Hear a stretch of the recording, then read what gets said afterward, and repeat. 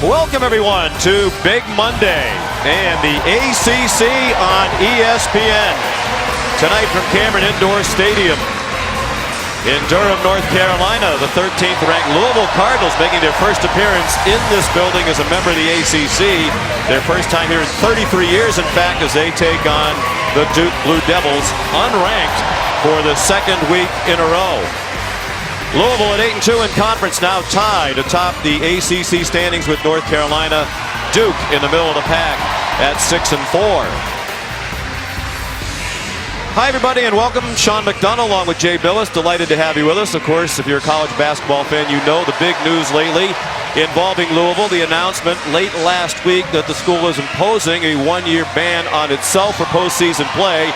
An ongoing investigation revealing, according to President James Ramsey, that recruiting violations have likely occurred. And they were not specific, Jay, but it's the ongoing situation, the sordid mess with the strippers, etc., that I don't think America wants to hear any more about. But as it pertains to basketball, your thoughts right now about what's going on with Louisville? Well, a very flawed process, to say the least. And one thing is for sure, that everybody's money is secure, but the players at the end of this are the ones that are really being punished and left holding the bag. But one thing that the players can do is they are still eligible to win an ACC regular season title, and that's what the Louisville players are focused on in this one. So just 8 games left in the regular season for Rick Pitino and his team. They have a very tough schedule left, Jay. If they're going to be successful tonight against Duke, what has to happen? Well, I think Louisville's got to push the tempo. They're a team that's excellent defensively. They can press, they play some man, they play zone, they're unorthodox, and they've got to turn Duke over and really get into their bench and try to get some fouls on the Blue Devils, score in transition.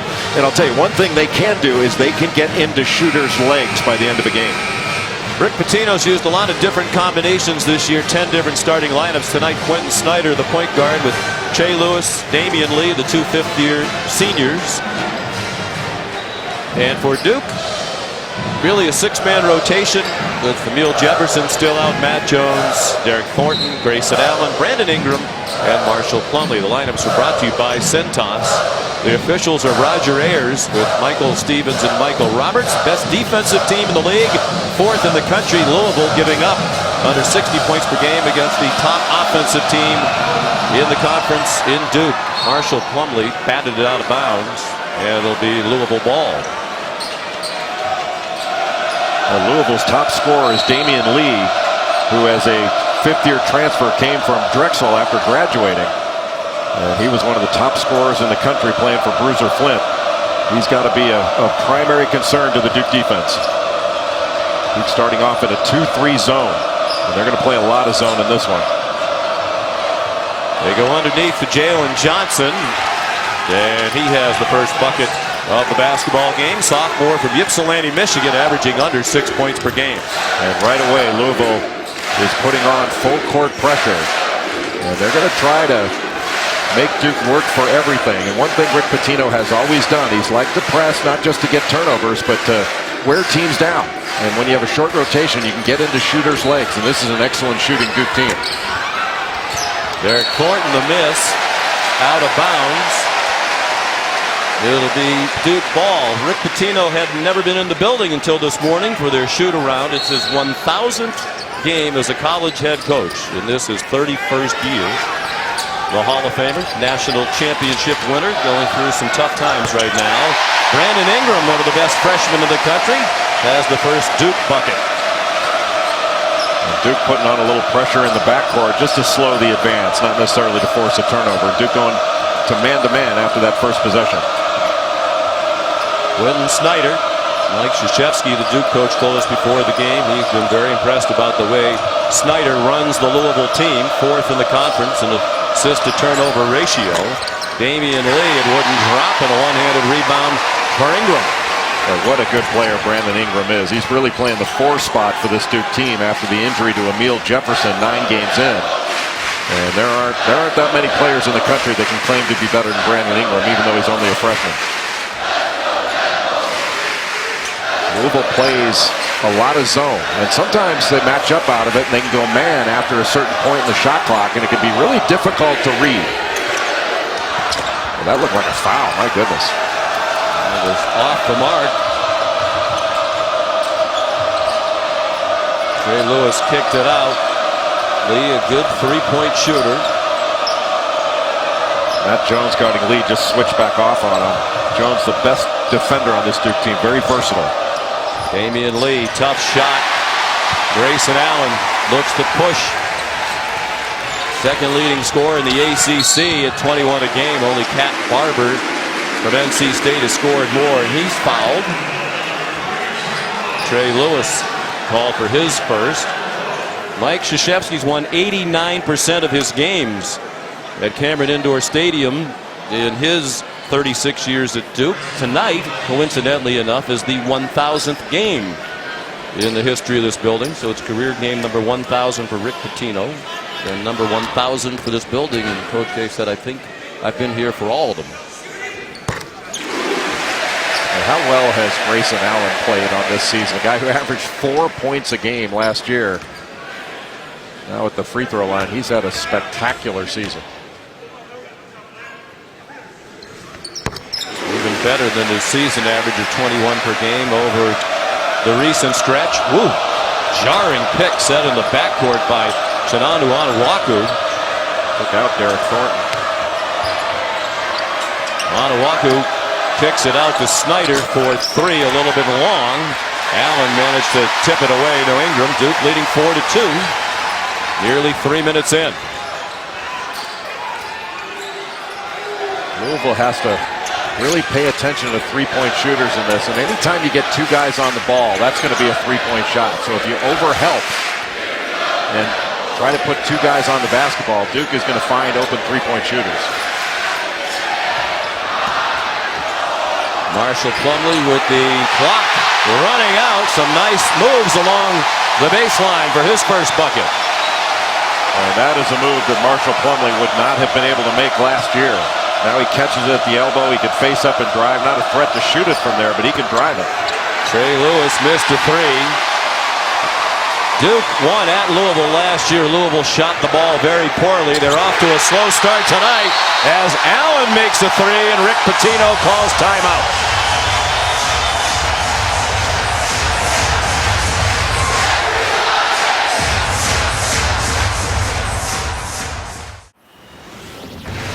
Well, Duke is a very good team in transition. And when Grayson Allen gets a spot-up shooting opportunity, he is excellent. He is second in the ACC in scoring in ACC games, in the top 6 in field goal percentage over his last 4 games, averaging about 25 points per game. You've got to find him first in transition and make him dribble it without giving him a lane to the basket. Awfully difficult to do. Trey Lewis, before he can get a shot up, foul called for a moving screen against Chinanu Onuaku, and that's been an ongoing problem. He's foul prone, and a lot of them come on moving screens at the offensive end. Yeah, just leaning into Grayson Allen there. There's really no reason for that by Onuaku, because you've got to stay straight up and down without moving and let the cutter determine how to rub off the defender. Lee transferred from Drexel, where he had a prolific 3 years. He didn't play Saturday in their easy win at home against Boston College with a bruised knee. He probably could have played if they needed him, but they did not.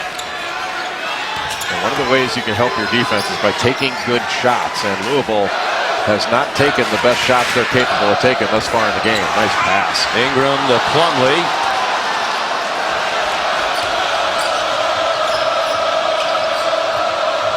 Lewis tried to bounce it to Onuaku, kicked out of bounds by Duke. ESPN's exclusive presentation of college basketball is brought to you by State Farm. Find your agent at statefarm.com.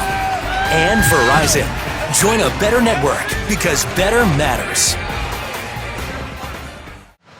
Welcome back to Cameron Indoor, where this Louisville team is still trying to wrap their minds around the fact that they won't see the postseason. As Rick Pitino went to tell his team the news of the self-imposed ban on Thursday night, he first started with Trey Lewis and Damian Lee, his 2 fifth-year graduate transfer students. As Trey Lewis told me, he said at first they tried to have the mature reaction and say, hey guys, don't feel sorry for us. Let us enjoy these last 8 games. But he said as they took their home court on Saturday night, he came to understand the gravity of the situation and the injustice that he feels has been done to them. As he said, everything he imagined coming to Louisville with one shot to play for the NCAA tournament has been taken away from him. Lewis on the bench right now. Damian Lee on the court. Onuaku lost the pass. It goes out of bounds. Second turnover for Louisville. And Kaylee, Rick Pitino, as you know, showed you and I and Jay a text message he received from Damian Lee shortly after the announcement was made, and I got choked up reading it. So impressive is Damian Lee. Jay, you had a chance to visit with him today. Ingram slips, and Thornton got the ball back. But the gist of the text message was that if he had it to do over again, he'd still come to Louisville to play for Rick Pitino. What a pleasure it's been, and how much he loves and respects him, and how much he's looking to go into the battle in these last 8 games with him. Very, I think, dignified and classy response, mature response from Lee. Not going that well on the court for them at the moment. Plumlee now has 4. Well, right now Louisville has been very slow to react. Their offense, I think, has really hurt their defense in a lot of ways. Louisville's been pounding the ball, haven't been moving it, and they're not attacking off the dribble. Just that last turnover they had trying to get it into Onuaku, they telegraphed everything. Snyder, tough shot. Onuaku, that's Louisville, a much-needed bucket, his first. He averages 10 points per game, 3rd leading scorer on the team. Well, in ACC play, he's averaging about 10 rebounds per game, an excellent offensive rebounder. And Sean, Rick Pitino and his staff, they chart contested shots, and the majority of their shots in this game have been contested. They've not gotten many open ones. 3 from the corner, would not fall for Derek Thornton, the freshman. Snyder 1 on 3. Gave it off to Donovan Mitchell, who's just into the game for Louisville. And count the bucket for Damian Lee. And that's 2 offensive rebound buckets in a row for Louisville. And you score, you get a chance to set up some full court pressure, and then you get to play 5 on 5. And that's where, if Louisville can keep Duke out of transition and keep them from getting some open threes, I think that the Cardinals have a great chance to get a road win at Cameron Indoor Stadium. Against the Duke team that has won 3 of its last 4.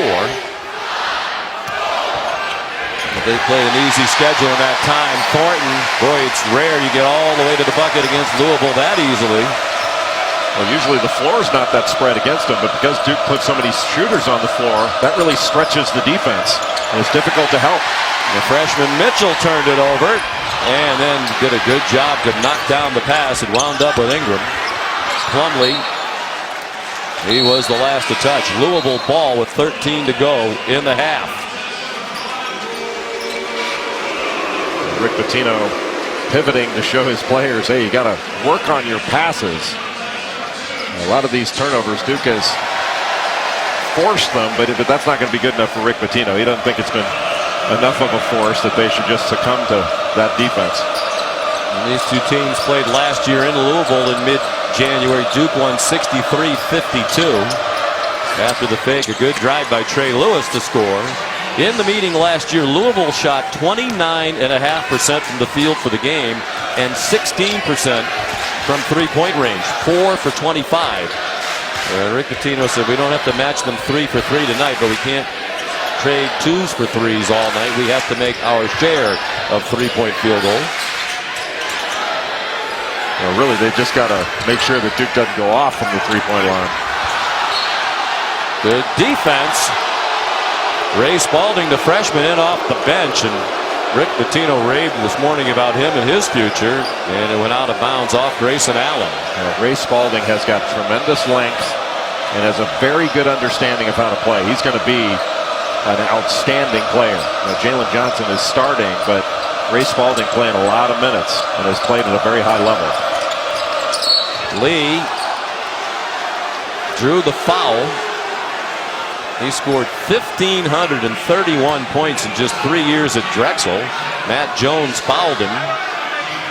And now he entered the night just needing 88 points for 2,000 in his career, including his time at Drexel. He played on a really good Drexel team that Bruiser Flint coached.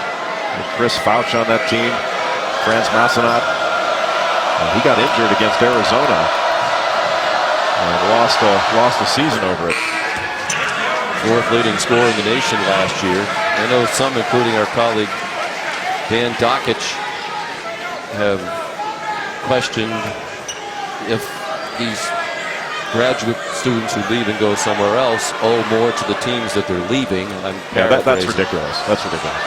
That treats the players as employees, and that their time at a school is essentially that they're an asset that the school develops, and therefore the school should be able to take advantage of it. And it's like a non-compete clause that they shouldn't be allowed to leave, and I couldn't disagree with that more.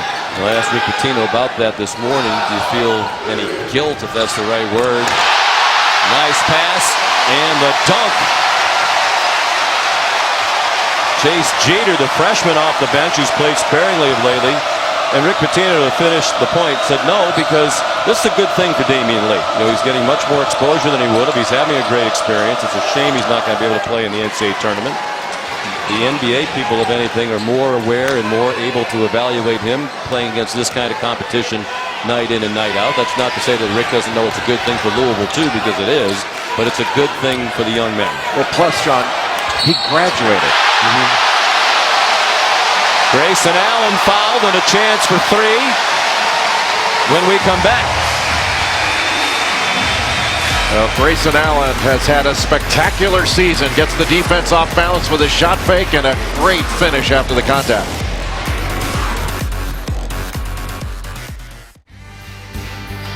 When this building opened in January of 1940, it was known as Duke Indoor Stadium. That was its name until 1972. It was renamed for Eddie Cameron, who served at Duke as men's basketball coach and athletic director. In the first game at Duke Indoor Stadium, Duke defeated Princeton 36-27. Duke all-time in this building has won 84.4%. Under Coach K, it's 88.8%. He has 962 Duke's all-time wins. Yeah, this is one of those buildings, Sean, that I think without bias or argument is one of the bucket list places to go in college basketball. Allen Fieldhouse, the Palestra, there are a whole bunch of them. Assembly Hall, Indiana. There are a whole bunch of places, but this would be right up there. I think it's sort of the Wrigley Field of college basketball. Duke basketball has been around for 111 years, and all games home and away, Coach K has won 46% of them. Their all-time wins. Strong drive and a foul. Dang Adele in off the bench, and he's been healthy. He's been impressive. A freshman from Melbourne, Australia, originally from Sudan. He was fouled by Chase Jeter. And that's what Louisville, Sean, needs to do. They need to drive the ball. This is not a great perimeter shooting team. They can make open shots, certainly. But if they drive the ball, they're going to put Duke in a position to foul. And with only 6 guys that they're playing significant minutes, they can't afford to pick up fouls. And I think you have to put them in a position to foul. Without Emile Jefferson, we saw him before the game. Said he's making progress, but still in and out of a boot. And they're just not sure if or when he's going to make it back this year. Yeah, Duke keeps saying there's no timetable. It's been almost 2 months. And even if he does come back, to expect him to be the same player he was when he went out after 9 games. I mean, he was averaging 11 points, 10 rebounds, half of those offensive, and shooting almost 70% from the field. So to have that senior that was an excellent defender, excellent rebounder, not in the lineup has really been difficult. When he got hurt, he was the only player in the country who was averaging a double-double while also shooting better than 68% from the floor. As Mike Krzyzewski said, he is the voice of their defense. Defense that time from Ingram, who blocked the shot. He's second on the team in block shots behind Plumlee. What a great fake by Brandon Ingram. And Spalding had Ingram just where he wanted him, in the lane with Ingram on his back. And Spalding, a young player, just made a weak move. And Ingram, who's long-armed and very versatile defensively, you know, he lost the ball going up. I think Allen might have knocked it away, but that wasn't a strong move. And Ingram is, Sean, he is so good offensively. He struggles shooting the ball early in the season, but he's a playmaking 4-man that is a real matchup nightmare at his position. Coach K thinks he could play 1 through 4 in the NBA. Good three-point shooter off the mark that time, but he's 7th in the ACC in three-point percentage. And Mitchell, the explosive athlete at the other end, he's a highlight dunk waiting to happen night in and night out. 4 points for Donovan Mitchell, the freshman from Greenwich, Connecticut. We're having flashbacks to the doctors of dunk in those throwback uniforms. He looked like Lancaster Gordon throwing that down. He's got another step on his ladder that other players don't have. Luke Kennard for 3. His first points of the night. The freshman from Franklin, Ohio, averages 12.5 points per game. Well, he doesn't need a lot of time to get a shot off. And that was against the zone. Just moved it one lane line to lane line pass up top. And he pulled that trigger quickly. See, coming off a terrific game against NC State, and the response by Donovan Mitchell. Just a 25% three-point shooter for the year, but 1 for 1 tonight, and Louisville within 3. Well, that was an open shot. Instead of taking a contested shot, he came off a little fade screen just around the elbow and caught the ball in good rhythm, but he didn't have a hand up. Thornton almost lost the dribble with Lewis right up on him. And then a travel is the call against Derek Thornton, the third Duke turnover. Well, as the ball's going to the top, Mitchell just goes against the grain. A little fade screen by Chinano Anawaku, and that picked off Grayson Allen. And that was a really well-run play by Louisville. And that's how you get an open shot. The difference between a contested shot and an open shot is probably a difference in 25 to 30% on their shooting percentage.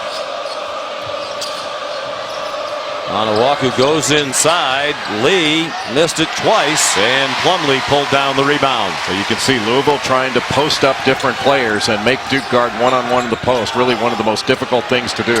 Ingram out to the corner for a 3 that would not fall for Matt Jones. Mitchell all the way to the bucket and just had it ripped away by Derek Thornton. What a play by Thornton. And then he charges at the other end, well guarded by Trey Lewis, and it's the first foul on Thornton. Not sure that Donovan Mitchell shouldn't have given this ball up to Jalen Johnson on the right a little bit earlier, but coming from behind to knock that away and really steal it away, that was a heck of a play by Thornton.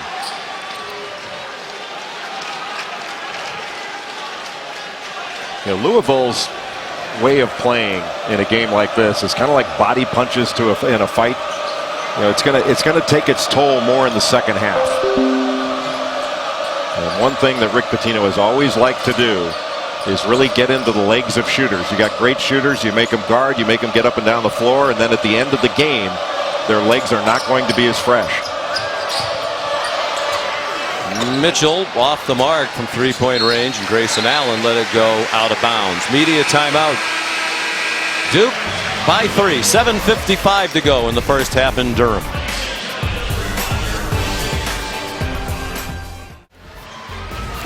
All right, Carl, great anticipation for that game tonight.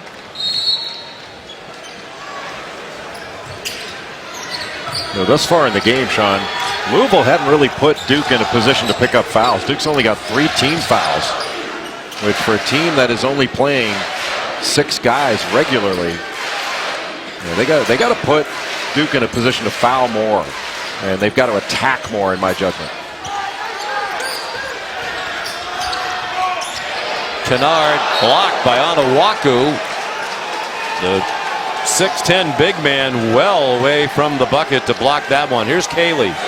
Well, Sean, the question for Louisville's defense now is where's the balance? They knew that with their zone on Duke, they were going to have to expand it as far as possible, farther than they usually like to take away the 3. Pitino didn't want to see any more layups, but then you saw 3 three-point attempts by Duke before that last timeout. Now they're looking to find the balance. Boy, Allen set up Plumlee for an easy one as the shot clock was running out, and he missed it and then committed the foul after the miss. His first.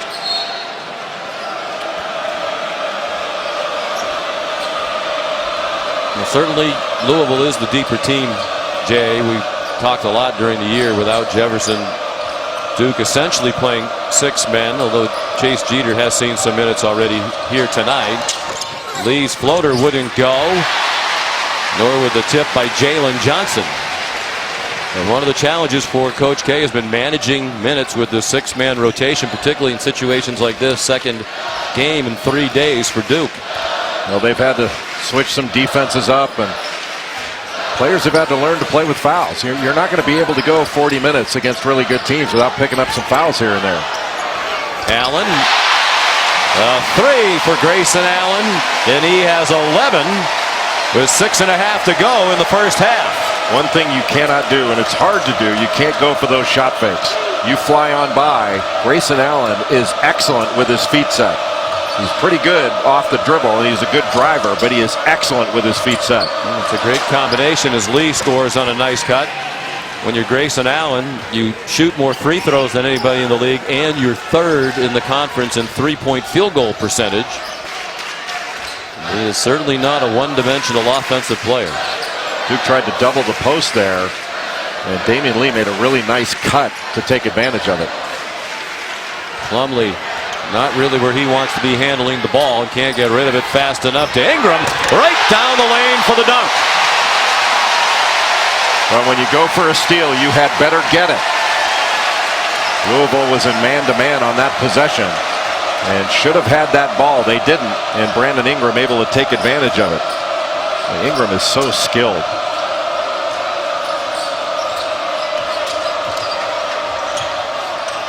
Lee made it all the way to the bucket. Allen leaks out. Mitchell defending, and Allen's shot wouldn't go. Numbers the other way now for Louisville. Crowd thought Mitchell walked. The bench did as well, but no call there, and Mitchell has 9 off the bench for the Cardinals. Well, he's so athletic and can be very dynamic. Not a great shooter, but he is an excellent finisher and brings a ton of energy. Can really rebound as well. He played excellent basketball against Wake Forest earlier in the year at 18 points, 8 boards. Another block on the perimeter by Anawaku. Now Plumlee bowls his way to the bucket and was fouled.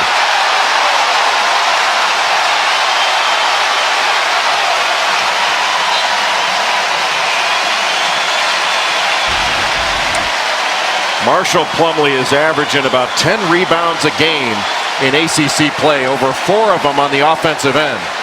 And he has an excellent chest bumper. That looks like it's painful.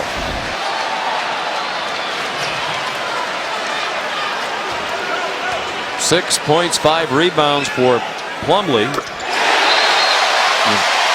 Working toward becoming an Army officer. He signed an ROTC contract about a year ago. Spent 28 days in leadership training this summer at Fort Knox, and he got a big hand as he went out. Duke back up by 7. The largest lead was 9. Looks like Louisville's in a set they call quick. Lines up in a ball screen, and Jeter knocked that thing away because that duck in on the weak side by Anawaku, that should have been an easy basket without him knocking it away. 2 fouls now on Matt Jones as he got called for the reach-in. Saturday, the big rematch. What an epic game they played earlier this season. The rematch now in Oklahoma. Number 6 Kansas, number 3 Oklahoma. 2:30 Saturday on ESPN. They played that 3-overtime thriller on January 4th. Right now, neither one of them atop the standing. It's West Virginia atop the Big 12 with a big one coming up against Texas tomorrow. Well, West Virginia turns you over. They press. And Jayshawn Page has really emerged as an excellent scorer for Bob Huggins. 2-3 zone for Duke. Ingram up top. Lewis bounced it for Lee, who swatted it out of bounds. Couldn't corral it. And 4 turnovers for the U of L. Louisville going a little bit too fast. Just need to calm down a little bit on the offensive end. You know, it's one of the hard parts, I think, for coaches. You try to get your teams to go 1,000 miles an hour and play with this tremendous energy on defense, and then you want them to slow down and play with good pace on offense, and it can be a difficult balance to strike. Jay, you made the observation this morning. You wonder if you're the coach of a visiting team coming in here, what you think when your players are taking out cameras and taking shots of Cameron Indoor Stadium. You know how excited they are to be playing in this building. A little bit of a different feel when they're taking pictures out by the big D out front. ESPN's exclusive presentation of college basketball is brought to you by DirecTV. Don't just watch TV, DirecTV. Call 1-800-DirecTV. at the half. All right, Carl, thank you. We look forward to that. Here it's Duke by 7, led by Grayson Allen's 11. Donovan Mitchell, 9 off the bench for the U of L. Duke has led through most of this first half. Won 3 of the last 4. The 2 of those wins against NC State and the other against Georgia Tech.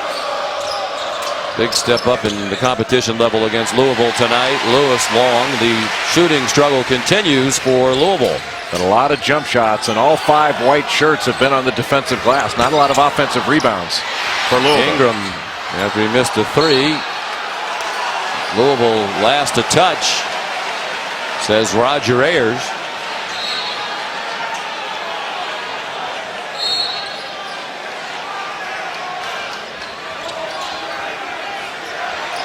Derek Thornton struggling to get it in. Didn't get it in. 5-second call. Well, after Duke ran its initial action, they didn't move again.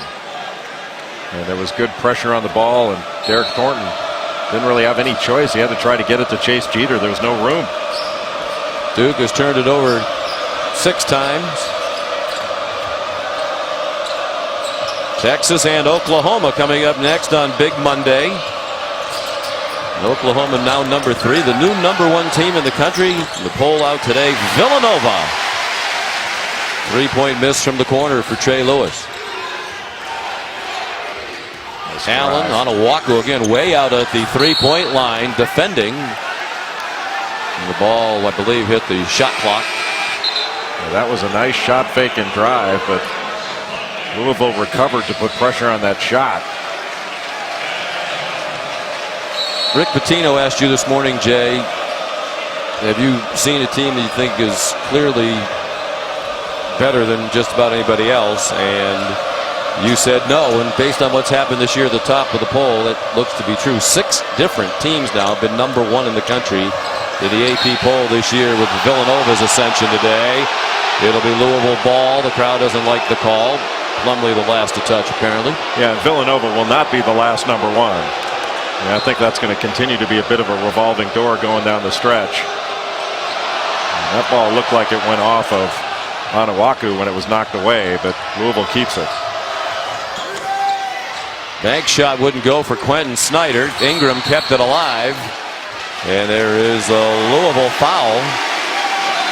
And it is on Onuaku, his second. So here is the new top 10. Villanova, first time in school history, number 1 in the AP poll. Well, Villanova's got very good guards, and they've got an excellent wing player in Josh Hart, who I think is one of the most underrated players in the country. An excellent rebounder as a guard. Averages over 7 rebounds a game. Just had 13 rebounds against Providence. Villanova, prior to what happened today. Wow, what a block. Anas Mahmoud off the bench to deny Kennard. And they make a shot there. Trey Lewis the bucket. Villanova was one of 8 schools that had won a national title but had never been number 1 in the AP poll prior to today. Maryland is also on that list, and as you saw, they're number 2 in this week's AP poll. Louisville back to their matchup zone. And how high did Mahmoud get up to block that last shot? He was up by the square. And Mahmoud got caught on the high side there of Plumlee, and Lee was a little bit late getting over, but that is one long-armed shot blocker protecting the rim, because Luke Kennard is an excellent shooter, and he has proven to be a good driver and a good passer as well. Probably an underrated side of his game. He scored a ton of points, Luke Kennard did in high school. I think he scored just under 3,000. You are correct. If 2,997 is just under 3,000. Second all-time leading scorer in the state of Ohio, high school basketball. You know who number 1 is? John Diebler. John Diebler, that's right. Because you told me before the game. The answer is, who is John Diebler? Who is John Diebler? Mahmoud rebounds the Plumlee miss. The foul on Trey Lewis, his second. So Lewis has 2, Onuaku has 2. And we're down to a minute and a half to go in the first half. Louisville running their offense higher. And Grayson Allen picking up a block there, trying to get in front of Damian Lee. I'm not sure you want to try to take a charge that far away from the basket. There's really no need for it. But he's just really trying to ice that ball screen, keep it on one side. But everything is lifted free throw line or above. And I think that's so that Louisville can create some driving lines and really put some pressure on the Duke defense. Crowd doesn't like the call. It's the first on Allen. I thought it was a good call. It was a good call. Lee got to the rim again but couldn't finish. He's really struggling with his shot tonight. 2 for 10 now from the floor. Allen, the quick counter. And he got brushed by Mahmoud. Didn't like the call. NBA Wednesday presented by State Farm on ESPN. Kobe's farewell tour continues in Cleveland against LeBron and the Cavs. That's at 8, and then at 10:30 the Rockets against the Blazers. Coverage begins with NBA Countdown charged by Dew at 7. Both games streaming live on Watch ESPN and the ESPN app. Well, I'm not sure the NBA has ever been more fun to watch. I could not have had more fun as you look at David Robinson, the Hall of Famer from the San Antonio Spurs, played at the Naval Academy. That announcer swap where I got to work with Mike Breen and Doug Collins, and get to watch the Golden State Warriors and the Wizards. It was awesome. One, because Mike Breen lets his analysts in. Yes, that's always important. A lesson you could stand to learn. Most of us college play-by-play guys do not adhere to that philosophy. It's nice to visit with David Robinson this afternoon. Ran into him at your hotel, since you don't stay at the same hotel as the rest of us. Donovan Mitchell to miss, and the putback.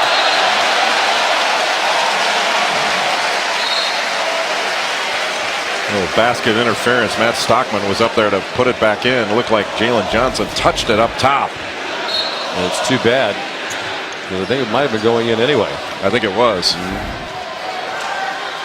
Stockman doesn't play a lot. Rick Pitino said today he thinks he's going to be a really good player. He's really still learning the game, but with the foul difficulty on Onuaku, who's out there right now, he gave Ingram a little bump. And a 3 for Allen. Grayson Allen gives Duke its biggest lead of the night, and he has 16 here in the first half.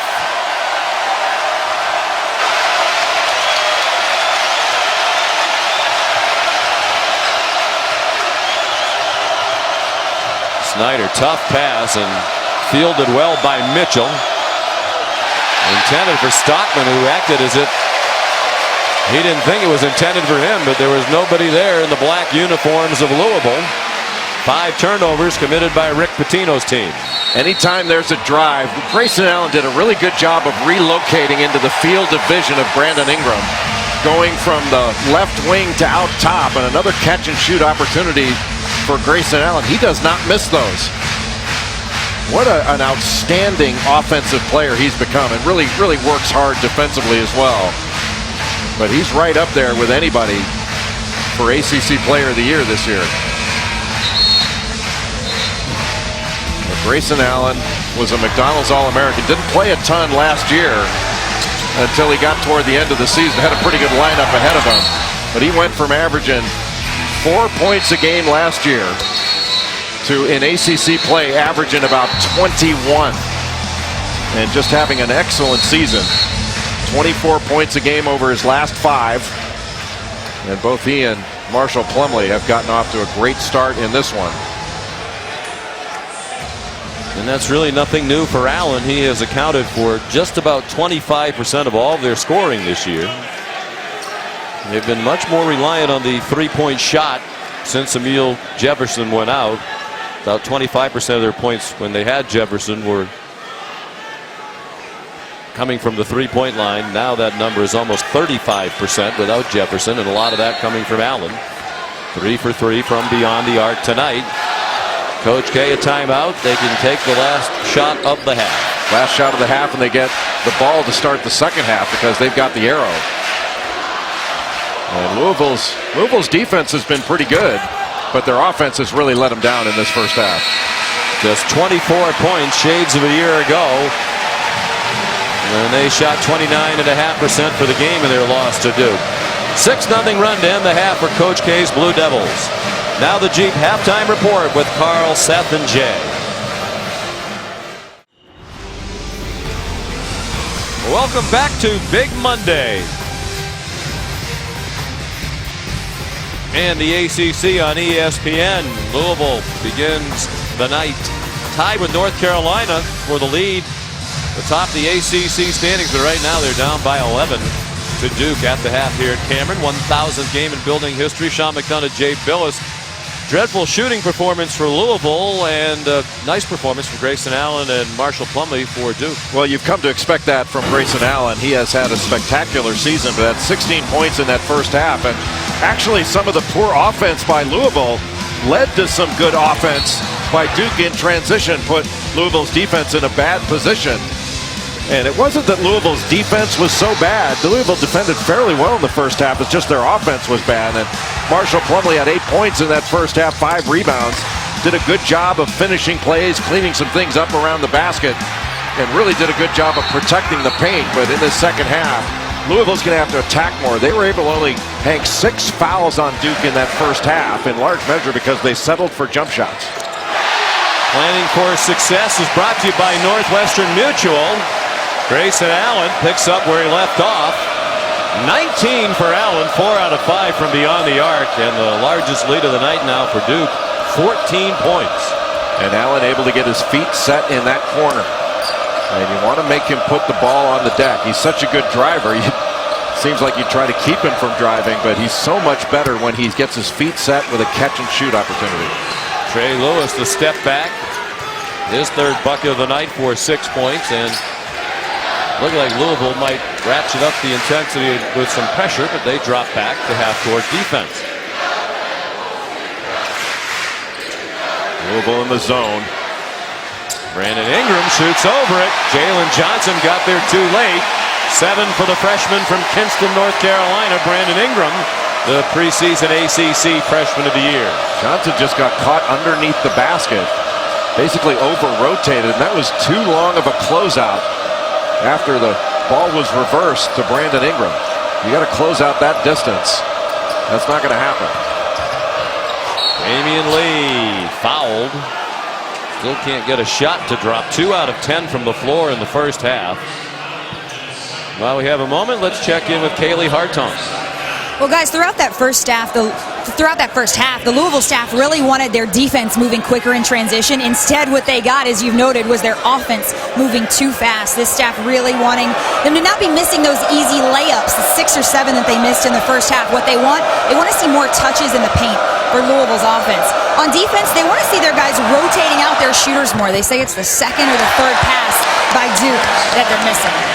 Well, one of the things, Kaylee, you got to move while the ball is moving. So you can't just move once the ball's been caught. You have to move when the ball's in the air. And usually Louisville very good at that. But if you're going to, what makes your transition defense better is good offense. And Louisville ran some poor offense in that first half, and it led to some difficulties for them with their transition defense. They gave up some open shots and baskets as a result of their poor offense. Grayson Allen was called for the foul, his second. Lee, 1 out of 2. And the second one was harrowing for him. He is the second best free throw shooter in the ACC, nearly 88% behind Luke Kennard of Duke, who's over 92% for the year. Derek Thornton to Matt Jones out there with Plumlee, Allen, and Ingram to start the second half for Mike Krzyzewski. Thornton for 3. And finally, it's corralled by Damian Lee. Transfer from Drexel from the Baltimore area. Corner 3, yes. Snyder the bucket. And a quick timeout. And it's a Louisville timeout. First basket of the night for Quentin Snyder.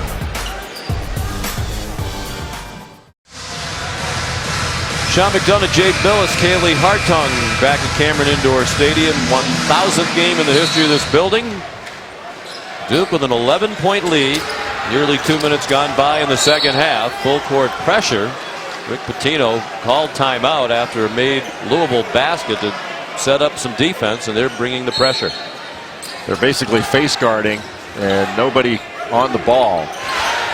Trying to keep it out of the hands of the main ball handlers.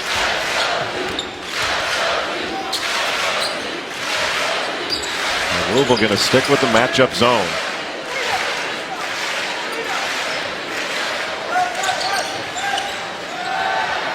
Plumlee in the lane, working on Onuaku. Took a weak shot, fading away, and then Onuaku slipped and lost the ball out of bounds. Tough break for him.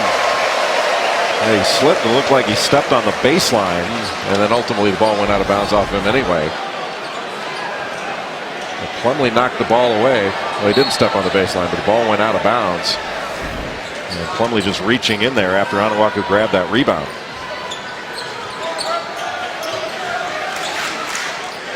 Ingram had a screen from Plumlee.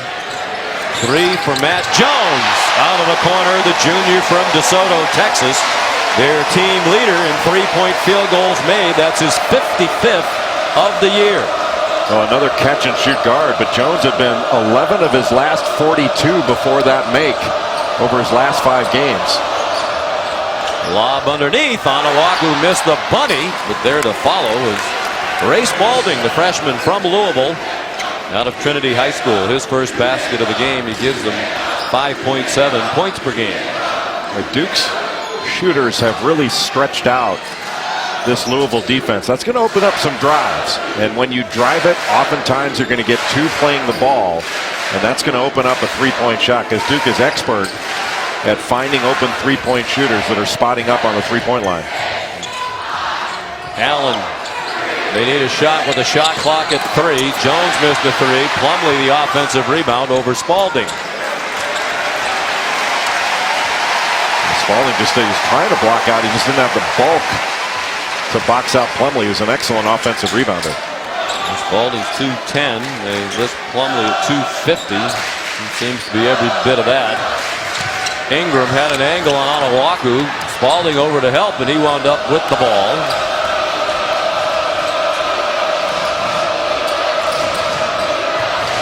Damian Lee, yes, with the left hand. He has 9. They're just able to get into the lane off that little side ball screen in transition. And he also had a pocket pass available to Onuaku to finish. An excellent finish with the left hand. Gordon all the way into the middle of the lane, tried to dump it down for Plumlee. It didn't get there. And then Plumlee got it back. Bad turnover by Snyder with Louisville in transition. Yeah, it wasn't necessary. Offensive foul is a call on Derek Thornton. His second. Well, Damian Lee has not been shooting the ball particularly well in this ballgame. Gotten off to a rough start, but he can really attack off the dribble, and that's an excellent finish with the left hand off the glass.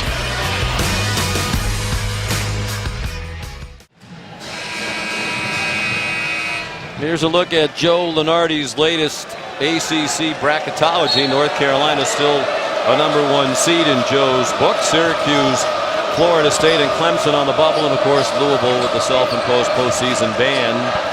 No longer part of Joe's bracketology. They won't be in the tournament, nor will they play in the ACC tournament in Washington. Nice execution out of the timeout, and winds up with a Spalding dunk. A really good play run with Spalding getting wide open along the baseline, and an excellent pass by Snyder. Luke Kennard now #5 on the right wing. Another guy that you have to be concerned about as a catch and shoot threat. Ingram held ball, well guarded by Quentin Snyder, and with the arrow it goes over to Louisville. Now, Louisville's defense has continued to be pretty solid. You see a little back pick and just a miscommunication off the down screen, and that left Spalding wide open under the basket. 4 for Spalding, who had 7 and 7 Saturday in their one-sided win against Boston College. Luke Kennard with the foul, grabbing Trey Lewis as he was trying to come off a screen on the right side. First foul on Luke Kennard, and the third on Coach K's Blue Devils here in the second half. Louisville's starting to get a little bit better movement in the half court, where they'd appeared in the first half a little bit stagnant. The ball was sticking, a lot of dribbling, and then they settled for a lot of challenge shots. They're getting more open opportunities in the second half.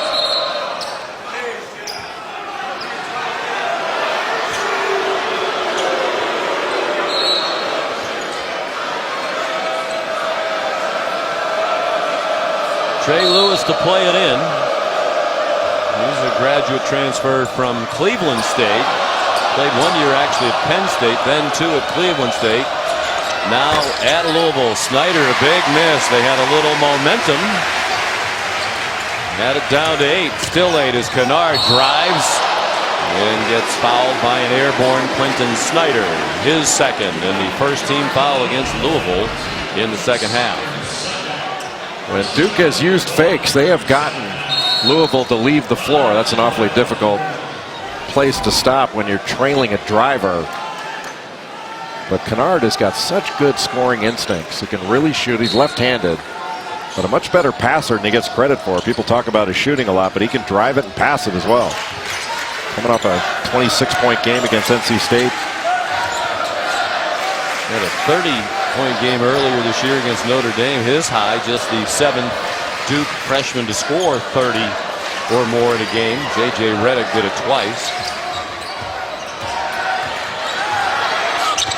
Allen, hard fall. Then Allen tripped him. Spalding, yeah, Spalding.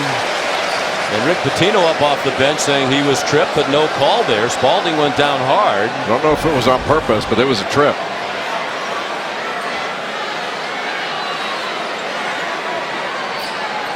Oh, how did they miss that? Well, you can see why they missed it, because the nearest official wasn't looking at it. So I think you can look. The officials may be going over to see if that's flagrant. If that's ruled an intentional trip, you can call that a flagrant foul. And it looked intentional to me. When it was live, I thought it was done purposely. But who knows? I mean, you can't read a kid's mind. But see his legs going out, and then it comes back here. No, that looks purposeful to me. I would agree with you, Jay. His head turns, he sees where, that's clearly intentional. Yeah. And I don't know how a referee misses that, honestly. Michael Stevens was right there, and you're correct, he was not looking. Watching, you see, well, he's looking, no, he turns to it at the last minute, looks away to his right. But one of the other officials saw something that made him realize they should go to the monitor, and this is probably not going to end well for Grayson Allen. Well, they can't call it. It's either flagrant or nothing. They can't go back and call a personal foul on it, which it normally would have been.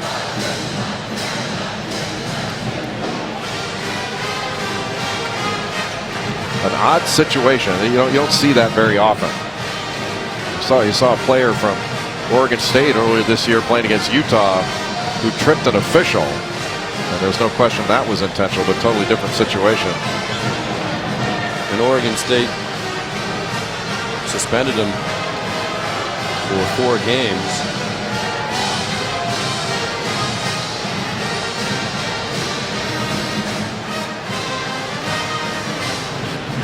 It's a veteran officiating crew. Roger Ayers, Michael Roberts, Michael Stevens.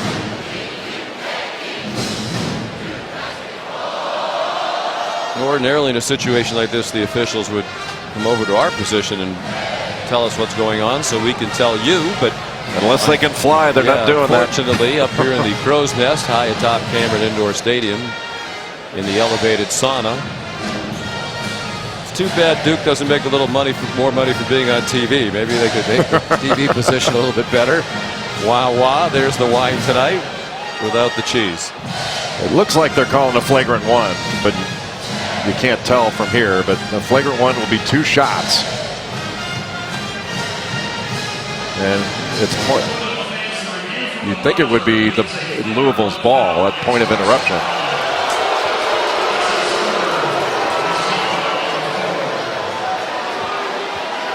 And it's the 3rd foul on Grayson Allen. That's a significant play. Not only for the free throws, but to hang a 3rd foul on a key player with 13:55 to go.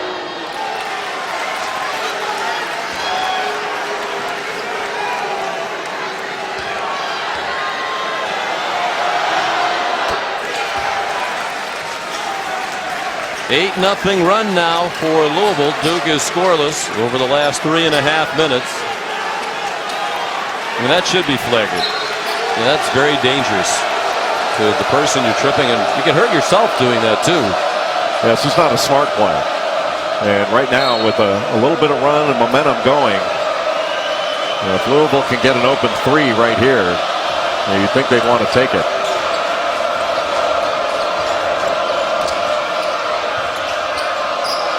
And the same play they ran before that got Spalding a wide open shot. Another Onuaku with another moving screen.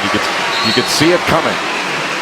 And that's not a very smart play by Chinanu Onuaku. And he has talked repeatedly that he needs to stop getting called for moving screens. He thinks they're all ticky-tack and that the officials are overboard in making these calls, but he knows they're going to do it, so he needs to find a way to stop doing it.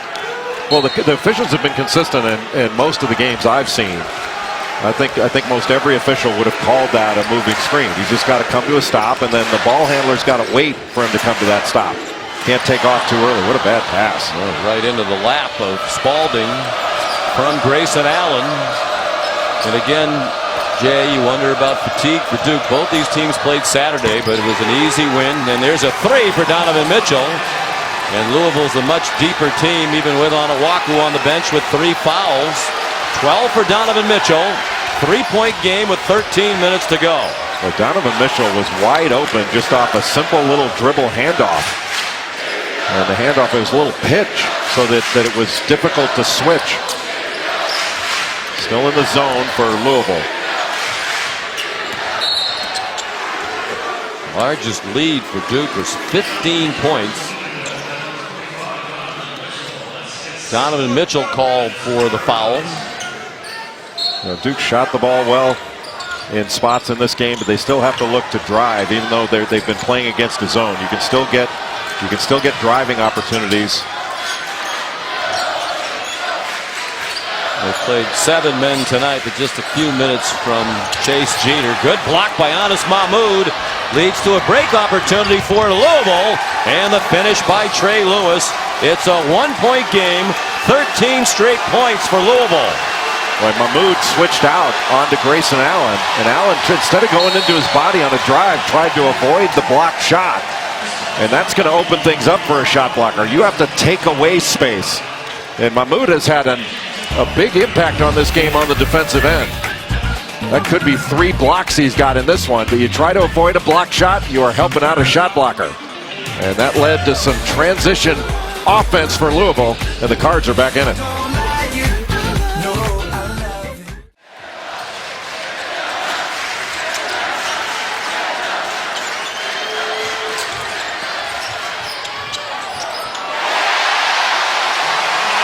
Brandon Ingram, a big-time play. Get the lead back to 3 for Duke with under 12 minutes to go. Well, Duke had brought Grayson Allen off a baseline screen by Marshall Plumlee. And Plumlee was wide open after setting the screen. They just missed him. At the other end, Anas Mahmoud from Egypt. We talked to Mike Krzyzewski before the game, Jay, about Louisville. Asked him about Louisville. The first player he mentioned who was impressing him lately for Louisville was Anas Mahmoud. Well, he's added a different dimension. He had 15 points against Georgia Tech. 13 of those came in the second half. Luke Kennard a 3, so back-to-back buckets on 2 possessions for Duke after Louisville had a 13-0 run that was ended by the Ingram score. Mahmoud from the elbow. Probed a little closer, took a bump from Plumlee. Well, that's where Mahmoud needs to improve. He needs to get stronger. But he is very skilled and a good passer. This pass got batted by Ingram, and again, Mitchell, so athletic, not just with his leaping ability, but his ability to change direction. Terrific quickness, and he has 14 tonight. Well, he's going to be a great college player, just a freak athlete. And he's dynamic going to the basket. His career high is 18 against Wake Forest, so he has a chance for that. Jones fouled on the drive. He'll shoot a couple with 10:38 to go. Well, Donovan Mitchell scored double figures in 4 of his last 6 games. And I saw him in Louisville against Wake Forest, and he put up 18 points, 8 rebounds in that one, and was the difference for Louisville in winning that game. Foul on Spalding, his first, the 4th Louisville team foul. Saturday, Jay will be in Norman for the big rematch Kansas and Oklahoma, 2:30 on ESPN. When they played in early January, it was a 3 overtime, 109-106 thriller with the Jayhawks winning at Allen Fieldhouse. That'll be streaming live on Watch ESPN, of course, the ESPN app. One possession game. Louisville's led only once, and it was after the first bucket of the game in the opening seconds. 2-0. Lee rises for a three. Off the hands of Spalding. Now Mitchell. And Matt Jones has done a nice job on Damian Lee. Hasn't let him get anything easy to get going. I wonder if Lee's knee is still bothering him. The shot blocked by Grayson Allen as Lewis tried to shoot. Halfway through the second half. Another dandy on Big Monday.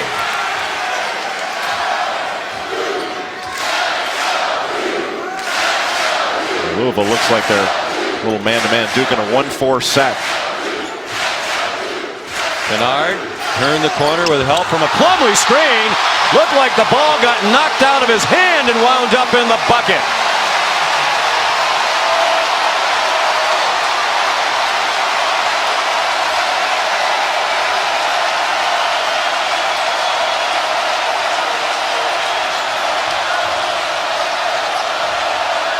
Mitchell, the step back. Wow! Kennard threw his hands in the air as if to say, boy, I thought I did everything I could. And he still created an open shot for himself. Boy, that was a difficult shot, that little step back, but he's a confident player right now.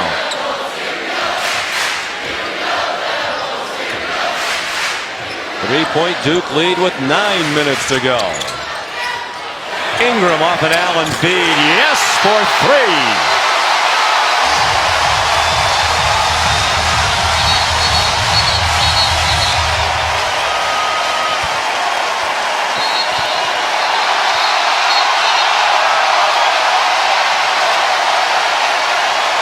Louisville is trying to force all Duke action to the baseline, which theoretically is supposed to cut off their options.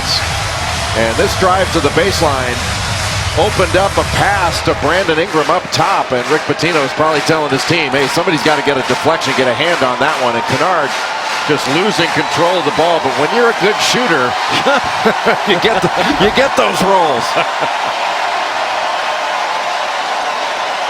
Grayson Allen, so impressive. On pace to be just the 9th player to lead Duke in scoring and assists in the same season. The list includes R.J. Williams, Danny Ferry, Johnny Dawkins, Grant Hill, Jim Spanarkel, Nolan Smith, who's here tonight, John Shire on the bench, one of the assistants for Duke. There's Nolan Smith, Tate Armstrong, the rest of that list. And Nolan Smith's father was Derek Smith, a fabulous player at Louisville, played on their 1980 championship team. Of course, the most significant of the previous 10 meetings between these two schools, 6 of them won by Duke, the 1986 national championship game. Despite the great efforts of Jay Billis defending Curtis Ellison, Louisville won the national championship. Trey Lewis doesn't like the call. They say he was the last to touch it. 10 turnovers for Louisville. Tried to spin against this pressure, and he did touch it last. Thornton was able to get a finger on it. Lewis got the last finger on it before it went out. And Lewis got the hook from Coach Pitino. 8.5 minutes to go. Duke by 6. Kennard down the lane, took the foul.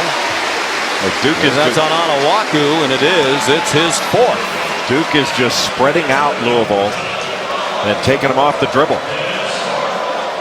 You know, we always talk, Sean, about spacing in basketball, and spacing's really important. But spacing doesn't matter if you can't stretch the defense.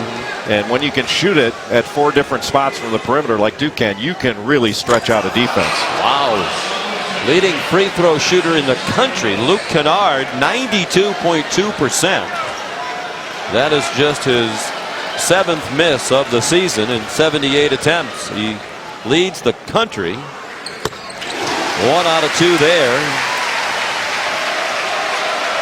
He's on pace to set the Duke freshman record from the line, 91.6 by J.J. Redick his freshman season. And if Luke finishes the year leading the country in free throw shooting, he'd be the 4th freshman ever to do that.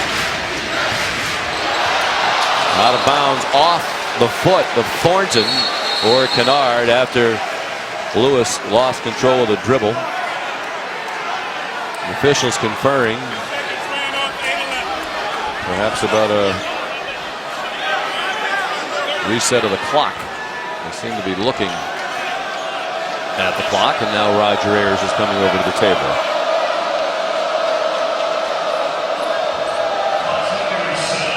They put 2 seconds back on the shot clock. Marshall Plumlee guarding the ball out of bounds to try to put extra pressure on Trey Lewis, make it difficult for him to see his options. Mahmoud. His drive set up the 3 for Quentin Snyder. Just really smart by Louisville to take advantage of the switching by Duke on the out-of-bounds under. Plumlee wound up guarding Trey Lewis, and then wound up, he had to get out to the corner. You're asking a 7-footer to guard out there. That's tough. Kennard drifted into an open 3 but missed it. Spalding the rebound. Now Trey Lewis. It was a huge possession for Louisville. And Snyder scores, and a chance for 3. And what a smart play by Quentin Snyder to drive the ball and get into the body of the defender, Luke Kennard. That was excellent by Quentin Snyder. Boy, Louisville with an opportunity now, if they make this and 1, to cut it to 1.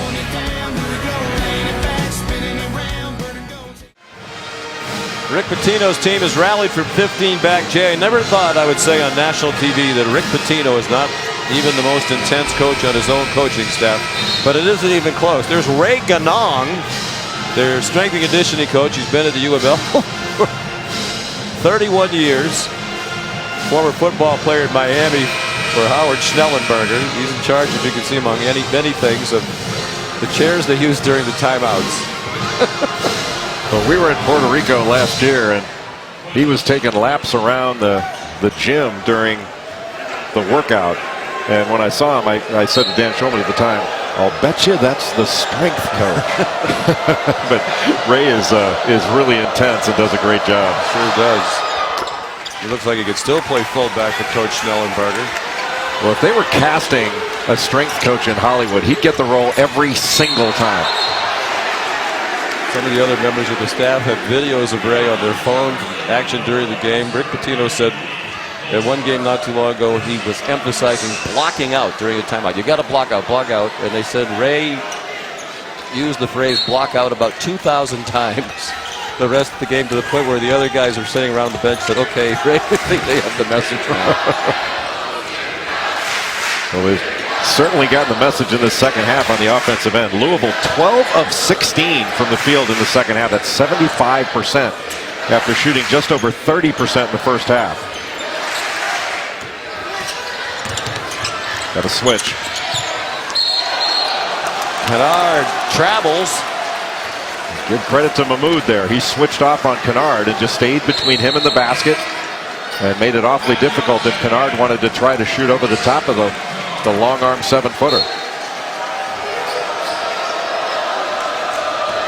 So here is the chance for the lead for Louisville for the first time since it was 2-0. 17 seconds into the game. 7 minutes to go. Lee for the lead.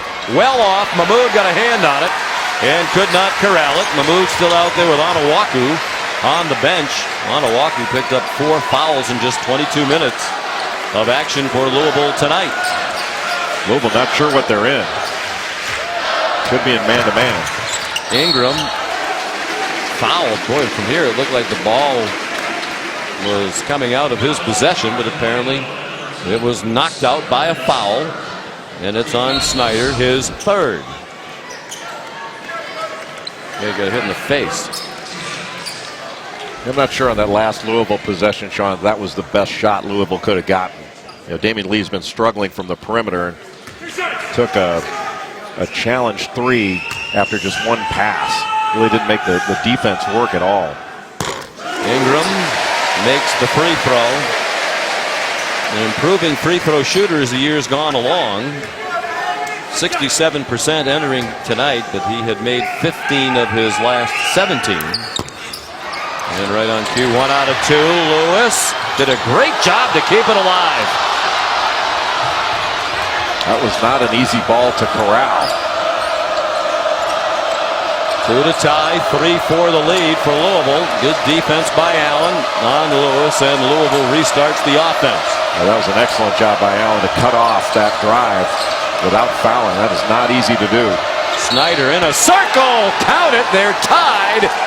And Quentin Snyder will have a chance to give them the lead. He has 8 points. Boy, that's the second really good drive by Quentin Snyder. He kept his dribble alive, didn't pick it up. Just came off that little handoff and continued to take it all the way around to the other side, even though he couldn't get a great angle into the paint.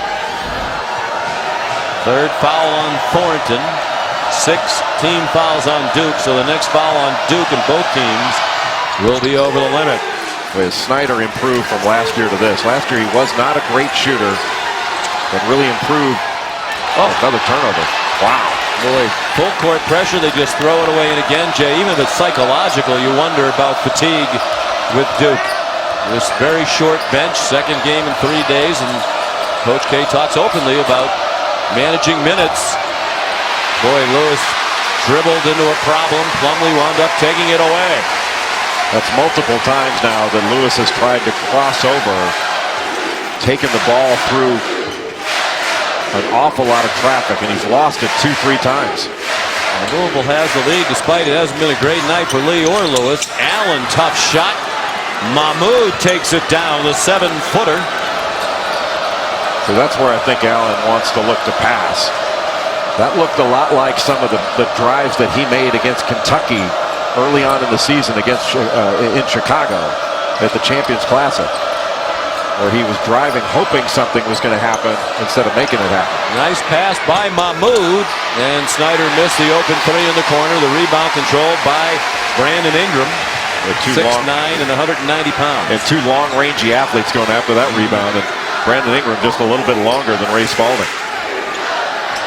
Ingram's added muscle, but Coach K wonders what he's going to be like when he hits the weight room for an extended period of time. Get that frame up to about 220.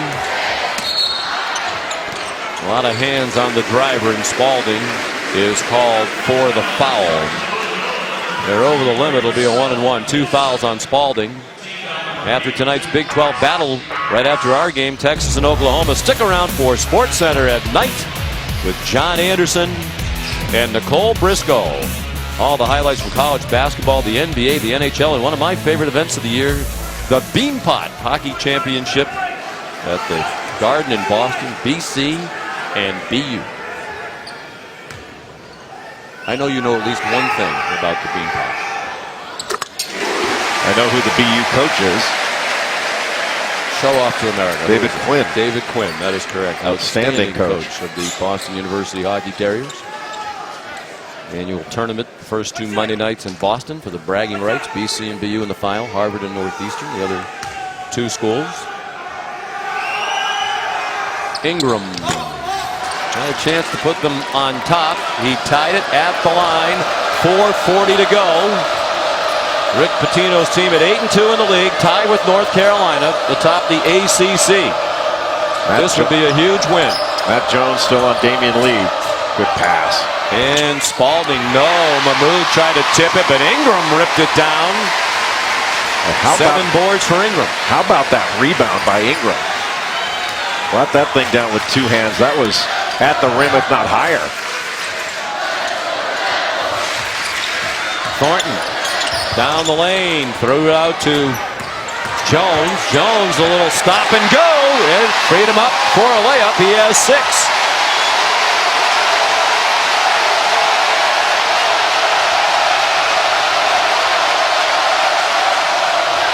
Sloppy pass.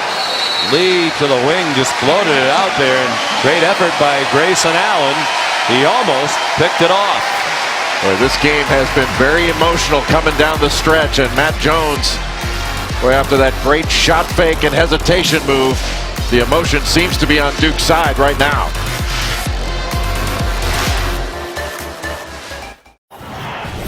All right, two good games coming up. ESPN2, a top 10 matchup on the women's side, and Isaiah Cousins and number 3 Oklahoma getting set to deal with Texas.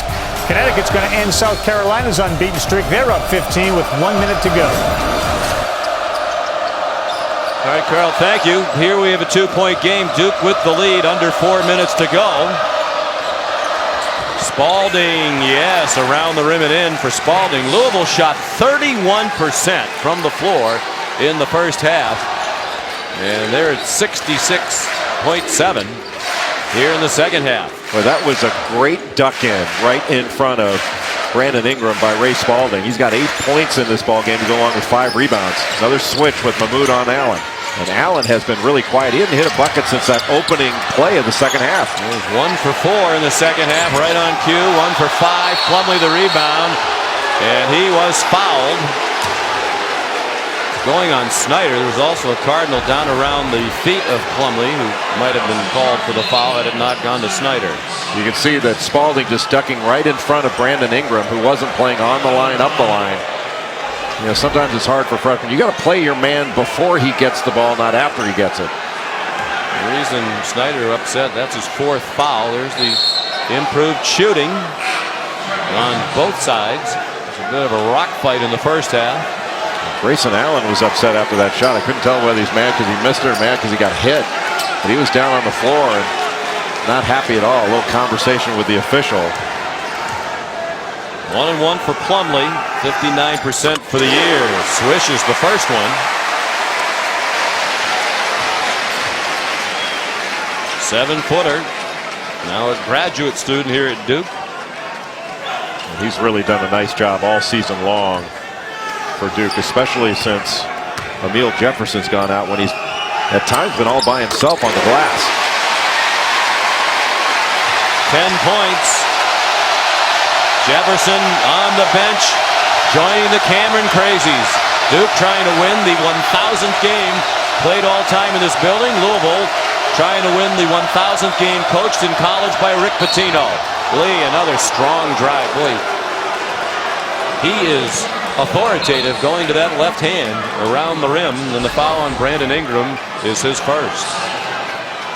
Well, he just able to split that double off the ball screen, just attacking. And you got to stay connected when you're a big guy. Stay up there to try to corral a guy like Lee, because he's not been able to make a perimeter shot. Originally they had Lee as 4 for 14 from the floor, but the scorers changed 1 bucket, gave it to Snyder and took it away from Lee. Wow. Second best free throw shooter in the conference. He's missed a couple. The rematch Saturday, Kansas and OU, 2:30 on ESPN. Jay Billis will be there. Rough night shooting all the way around for Lee. Well, coming back after missing a game with that bruised knee. And Matt Jones has done a nice job on him when he's been on him. Big trouble there for Duke. Good trap in the corner. And Duke used a timeout. Each of these Hall of Fame coaches left with 1 timeout. The last place you want to catch the ball is in that corner. Rick Pitino calls that the coffin corner.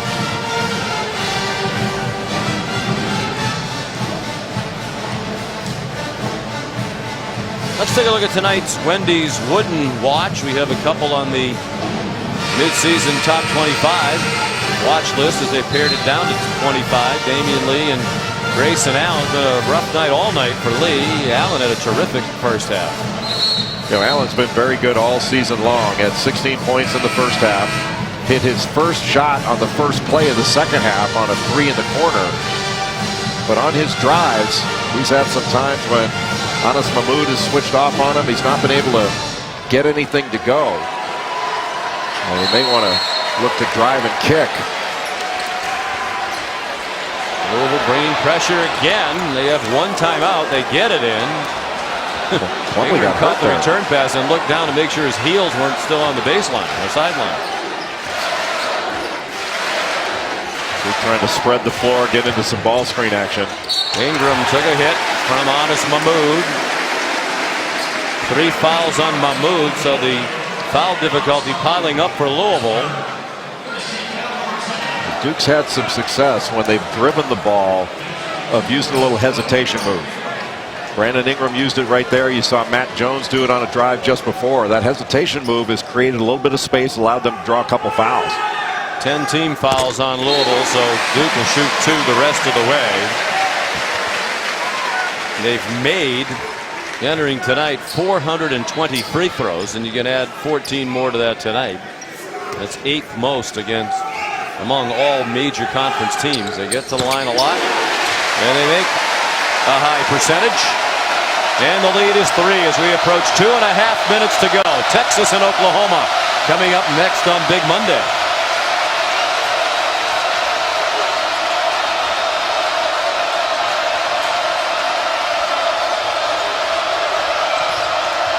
Snyder rifled it down low. Spalding looked like he got hit in the head from up here. No whistle and no complaint from Rick Pitino. Well, Spalding was going away from the basket, and Plumlee got some late pressure on that shot and forced the miss. Ingram showing his ball handling skills at 6'9". Mike Krzyzewski has said he thinks, if necessary, Ingram could play point guard in the NBA. He's that good with the ball. And he got hit in the head. Boy, that foul was on Quentin Snyder. I think that's his 5th. It is, so he's fouled out with 12 points, all in the second half. He was a huge part of their comeback, starting point guard who directs the action. It just takes a ball handler distributor out of the lineup because Lewis and Lee are primarily scorers. Now Lee's going to have to take over the ball handling responsibilities. Or excuse me, Lewis is going to have to take over the ball handling responsibilities. One guy I think that can really be an impact down the stretch is Donovan Mitchell, if he can catch the ball in a position to attack off the dribble. Ingram back to the line for 2 more. I'm trying to mention the amount of free throws that Duke shoots. Now, this is a team that from the lines, the free throw line and the 3-point line, that's where they're most dangerous, and one helps you get to the other. You spread the floor with that 3-point line, you can attack off the dribble and get to the free throw line. The Duke lead is 5. 2 minutes to go. Louisville without his starting point guard. So it's Trey Lewis with the ball. Guarded by Thornton.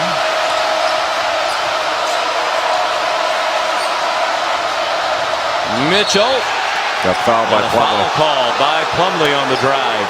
His second. They're over the limit. It'll be a 1-and-1 for Donovan Mitchell, a 74.5% free throw shooter for the year. See, just turning down that side ball screen by Mahmoud and just got a step. Looked like he dribbled that off his foot. First free throws of the night for the freshman. And the pressure of this big game in Cameron on national TV. He has really stepped up. He had 18 points against Wake Forest, we mentioned. If he knocks this down, he'll have 18 in Cameron Indoor Stadium against Duke as a freshman. Allen popped out. Ingram the rebound. Nearly got undercut. You expect Duke to use some clock and really spread the floor right here.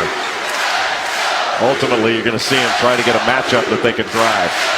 And again, Coach K puts the ball handling responsibilities on Ingram. And he handled it beautifully. And a bump by Spalding. It'll send Matt Jones to the line for 2. He's 70% for the season. It's the 3rd foul on Spalding. Well, Spalding was in good position on the closeout. Just put his hands on Matt Jones. Anytime you get 2 hands on a ball handler, that's going to be an automatic foul.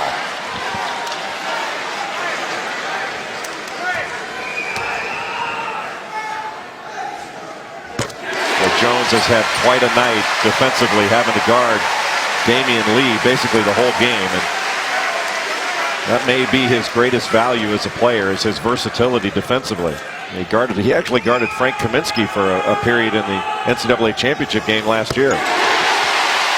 Two big free throws. Duke making them down the stretch here. 19 out of 24. They've outscored Louisville by 9 from the line. Their lead is 6. They bring a little pressure, trying to make the Cardinals use some time as they bring it up the floor.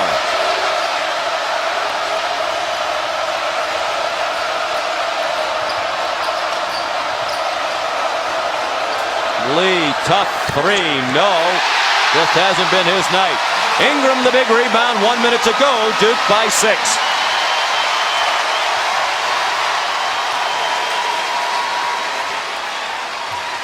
Two possessions down. Rick Pitino looking to play this out. Still 10 on the shot clock. Ingram, Thornton, 5 to shoot. Thornton had trouble with the dribble. Steps into it and scores as the shot clock runs out. That might do it. 30 seconds to go. They're up by 8. 3 for Trey Lewis, and don't hang up the phone just yet. Boy, that was a terrific play by the freshman Derek Thornton. Kept his composure. Wow. While we have a moment, Louisville's used its last time out. Here's Carl Ravitch. Hi, Sean. Thank you very much. And Texas and Oklahoma set to begin about 58 seconds from now. It'll start on ESPN News if our game hasn't concluded by then. Coming off a loss the last time, Buddy Hield exploded for 31, and they beat K-State by 10. They're coming off a loss, getting the Longhorns at home.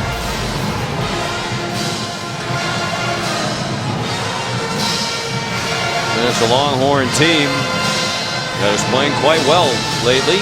Big bucket by Derek Thornton, the perfect possession for Duke. The shot clock all the way to 0 when he scored. The little shot fake got Damian Lee in the air, and he was able to step through and knock it in off the glass. That was a really mature play by the freshman. Then coming down the crossover by Trey Lewis. That was a huge basket to cut this to a 5-point game with 24.5 seconds left in regulation. Now, really the key is for Duke getting the ball inbounds cleanly, being strong with it, because Louisville's going to come for a steal. And you've got to be strong with it. Look to be a receiver. So take your man away and then come back to the ball and run it into your hands, because this is an aggressive defensive team that is going to look for steals and not be worried about fouls right now. They'll send you to the line. They don't have a bad free throw shooter on the floor.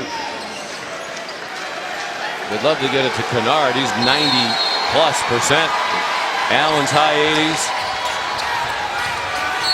And they foul Thornton. 70%. Probably Louisville's best choice.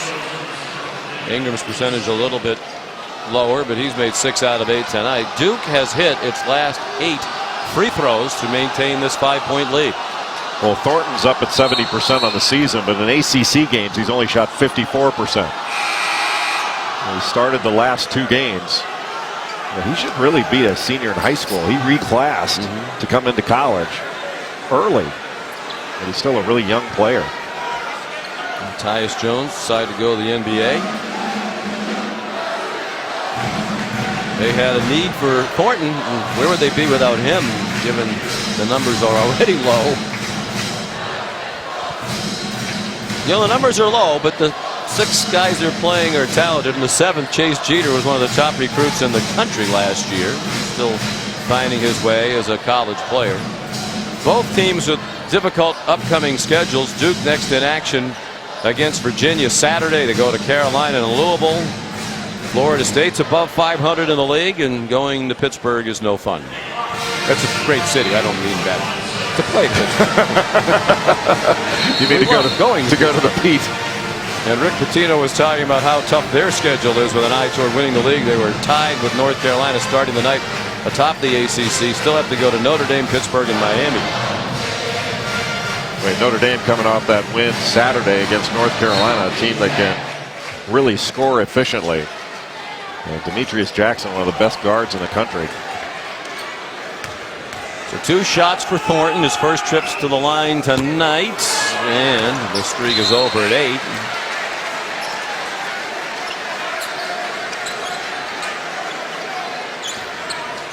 Freshman from Chatsworth, California, Ray Ganong doing everything he can to keep that ball out of the hoop. Ingram. He's out of bounds. He was out of bounds. Good call. Michael Stevens was right there.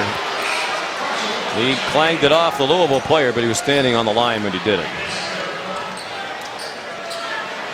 Right now, Louisville wants to get the ball to the rim. If you draw the defense, you kick it out for an open three, that's fine. But I think you want to get to the rim as quickly as you can. Without Snyder, a good penetrator on the floor, fouled out. They've stuck with Mahmoud. He feeds Lee, just can't do it. Mitchell, oh, be careful, up and over Crest row. Yeah, I don't think you can settle for a three there. You got to get to the rim. You miss a three there, it's basically game over now. You get to the rim, you extend the game. Well, 7.5 seconds to go.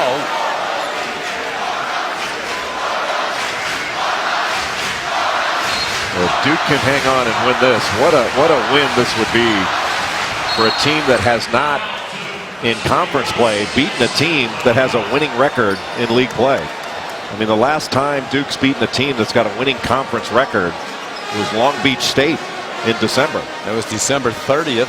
Dan Munson's team. I was doing some of their wins in ACC play have been against teams with a winning record. Yeah, and most of the starting tonight, Jay, of the 15 teams in the league, 10 had a winning record. They've been beating up on the 5 at the bottom of the league, including Boston College, which still does not have a league win. Here's the resume. And we talked a couple of Monday nights ago, Dick Vitale and me, that Duke needs to win games. At that time, you would certainly love their chances of making it, but they have to keep winning.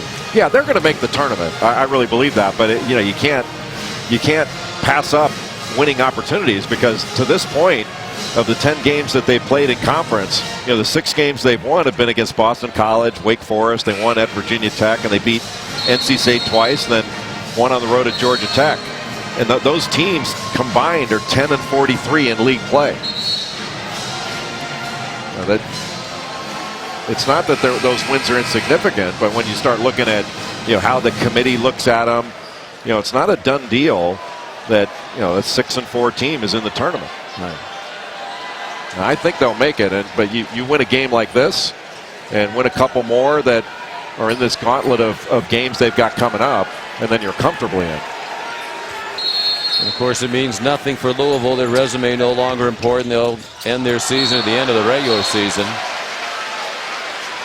And even Coach K talked before the game tonight, Jay, about how disappointed he was for the Louisville players. He used the phrase players' rights. These players on this team who had nothing to do with what's going on in that investigation are the ones who are bearing the brunt of the punishment and won't play in the NCAA tournament. Particularly disappointing for Damian Lee and Trey Lewis, who transferred in this year for, among many reasons, the chance to play in the NCAA tournament. You'd have to love their chances coming to Louisville. They've been in the tournament the last 9 years, 12 out of 13. They won't be this year. But Rick Pitino raved about how well these two young men in particular have handled it. When they went to meet with the press the other day, they said, we don't want to go up there by ourselves. We're going up there with the rest of our teammates. But you feel for these young men.